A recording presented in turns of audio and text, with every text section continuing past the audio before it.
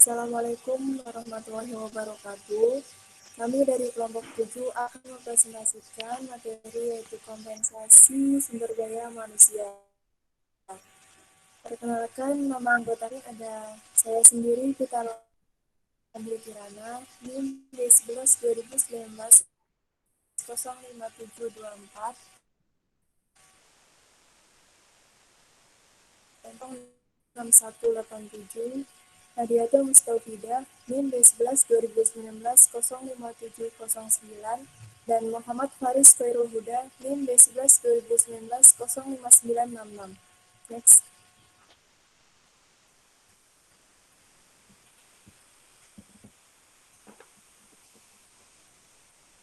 Konsep dan peran kompensasi bagi karyawan dan perusahaan. Ada beberapa konsep kompensasi. Yang pertama ada kompensasi langsung, meliputi gaji, upah, dan upah insentif. Yang kedua, kompensasi tidak langsung, meliputi kesejahteraan karyawan. Yang ketiga, gaji. Gaji adalah balas jasa yang dibayar secara periodik kepada karyawan tetap. Yang keempat, upah, yaitu balas jasa yang dibayarkan kepada pekerja harian dengan berpedoman pada perjanjian yang disepakati. Yang kelima, upah insentif, yaitu tambahan balas jasa yang diberikan kepada karyawan tertentu yang prestasinya di atas prestasi standar. Yang keenam, benefit dan service, yaitu kompensasi tambahan untuk semua karyawan meningkatkan kesejahteraannya. Next. Tujuan pemberian imbalan atau kompensasi. Yang pertama, secara khusus digunakan untuk mengarahkan, mengatur, atau mengawasi perilaku karyawan. Yang kedua, menjalin ikatan kerjasama formal antara perusahaan dan karyawan. Yang ketiga, karyawan dapat memenuhi kebutuhan dan memperoleh kepuasan kerja. Yang keempat, mendukung keefektifan pengadaan karyawan. Yang kelima, untuk memotivasi karyawan, meningkatkan disiplin, menghindari pengaruh serikat buruh, dan menghindari intervensi pemerintah. Next.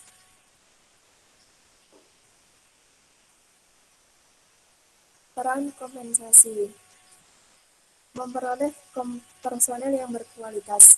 Kompensasi yang tinggi sangat dibutuhkan untuk memberikan daya tarik kepada para pelamar. Tingkat pembayaran harus responsif terhadap supply dan permintaan pasar karyawan yang diharapkan. Yang kedua, menjamin keadilan. Manajemen kompensasi berupaya keras agar keadilan internal dan eksternal terwujud. Keadilan internal mensyaratkan bahwa pembayaran dikaitkan dengan nilai relatif sebuah pekerjaan, sehingga pekerjaan yang sama dibayar dengan besaran yang sama. Yang ketiga, perilaku yang diinginkan. Pembayaran hendaknya memperkuat perilaku yang diinginkan dan bertindak sebagai insentif untuk perbaikan di masa depan. Rencana kompensasi efektif menghargai kinerja, ketaatan, pengalaman, tanggung jawab, dan perilaku-perilaku lainnya. Selanjutnya akan disampaikan dengan teman saya. Faktor-faktor mempengaruhi kompensasi. 1. Penawaran dan permintaan tenaga kerja. Kedua, kemampuan dan kesediaan perusahaan. Ketiga, serikat buruh. Keempat, produktivitas kerja karyawan. Kelima, pemerintah dengan undang-undang dan kepresnya. Lalu biaya hidup, posisi jabatan karyawan, pendidikan dan pengalaman karyawan, kondisi perekonomian nasional. Yang terakhir, jenis dan sifat pekerjaan. Lalu kebijakan kompensasi. Upah minimum, upah kerja lembur, upah tidak masuk kerja karena perdagangan, upah tidak masuk kerja karena melakukan kegiatan lain di luar pekerjaannya, upah karena menjalankan hak waktu istirahat kerjaannya, bentuk dan cara pembayaran upah, denda dan potongan upah, hal-hal yang dapat diperhitungkan dengan upah, struktur dan skala pengupahan yang proporsional. Yang terakhir, upah untuk perhitungan pajak. Lalu ada teknik motivasi kerja.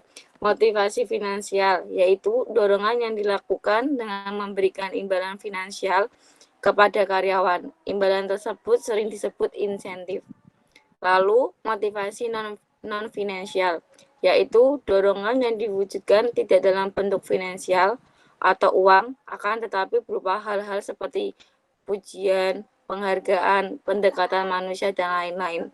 Yang selanjutnya akan dibacakan oleh teman saya. 5. Asas-asas dan metode kompensasi. 1. Asas adil. Besarnya kompensasi yang dibayarkan kepada seluruh karyawan harus sesuai dengan prestasi kerjanya. Jenis pekerjaan, resiko pekerjaan, tanggung jawab, jabatan, dan memenuhi internal konsistensi. Kedua, asas layak dan wajar. Besarnya kompensasi yang diterima karyawan dapat memenuhi kebutuhan pada tingkat normatif, yaitu ideal, berdasarkan batas upah minimum dari pemerintah setempat dan eksternal konsistensi yang berlaku. Ketiga, metode tunggal. Metode tunggal yaitu metode yang dalam penetapan gaji pokok hanya didasarkan atas ijazah terakhir dari pendidikan formal yang dimiliki karyawan. 4. Metode jamak. Metode jamak yaitu suatu metode yang dalam gaji pokok didasarkan atas beberapa pertimbangan seperti ijazah, sifat pekerjaan, pendidikan informal, bahkan hubungan keluarga ikut menentukan besarnya gaji pokok seseorang. Next.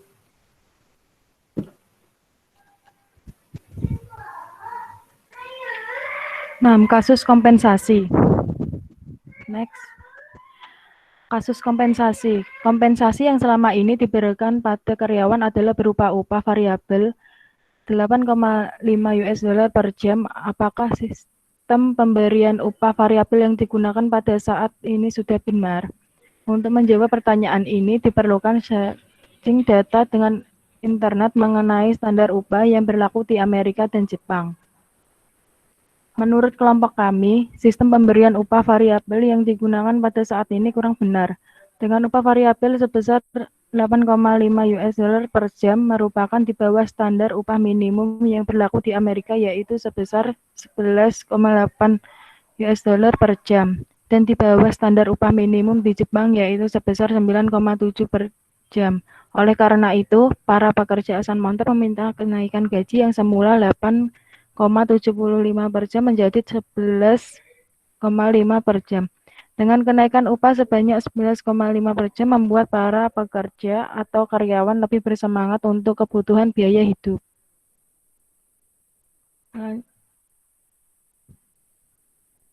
Selanjutnya akan dibacakan oleh teman saya. Upah variabel yang lama adalah 11 per jam atau berdasarkan hasil searching data terkini mengenai standar upah Amerika dan Jepang sebagai perusahaan yang baru selesai beroperasi. Jelaskan positif negatif penggunaan standar upah yang tinggi atau upah yang rendah. Sisi positif dari kenaikan upah minimum. Pertama, produktivitas meningkat, mengurangi pergantian bursa tenaga kerja, mengurangi keberimbasan pada pekerjaan, mengimbangi adanya monopsoni, kemiskinan dalam pekerjaan. Pekerja dengan upah rendah membutuhkan perlindungan upah minimum, meningkatkan perekonomian secara menyeluruh, berkurangnya anggaran untuk program sosial, tingkat retensi meningkat, mengimbangi inflasi. Sisi negatif dari kenaikan upah minimum.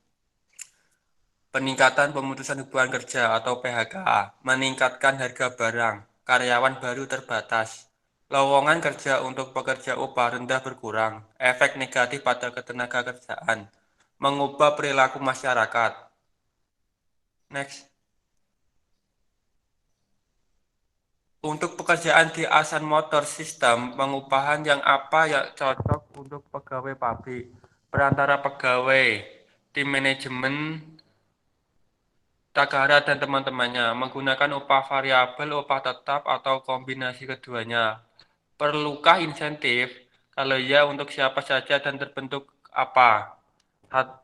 Jawabannya, perusahaan Asan Motor lebih baik menggunakan sistem upah kombinasi antara upah variabel dan upah tetap. Karena selain memberikan upah tetap karyawan, perusahaan juga harus memperhitungkan target produksi dengan kualitas mobil yang memenuhi standar perusahaan.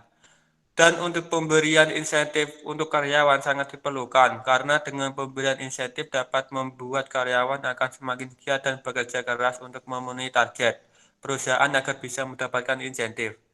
Insentif dapat diberikan kepada karyawan yang sudah memenuhi target produksi perusahaan dan bekerja keras untuk perusahaan. Contoh seperti Koziro dan Hans Stephenson. Insentif yang diberikan dapat berupa uang maupun kenaikan jabatan. Kesimpulan, setiap hal pastilah memiliki dampak negatif dan positif, tak kecuali dengan adanya kenaikan upah minimum. Meskipun menaikkan upah minimum bisa sangat menguntungkan bagi sejumlah pekerja, seperti meningkatnya taraf hidup, meningkatkan produktivitas, hingga mencegah inflasi. Jelas bahwa juga ada banyak hal negatif yang sangat mungkin terjadi. Efek dari adanya kenaikan upah minimum, dari mulai pemutusan hubungan kerja, meningkatnya harga barang, pekerja yang lebih sulit didapat, dan lain sebagainya. Ada banyak hal yang harus dipertimbangkan ketika berbicara soal kenaikan upah minimum, karena memiliki imbas yang besar di berbagai macam hal, dari mulai lowongan pekerjaan dan perekonomian masyarakat secara umum. Dengan memperhatikan setiap akibat yang timbul, maka diharapkan pemangku kepentingan bisa duduk bersama membahas tentang kenaikan upah minimum dengan lebih maksimal. Terima kasih. Sekian presentasi dari kelompok kami. Jika ada tutur kata yang salah, mohon maaf.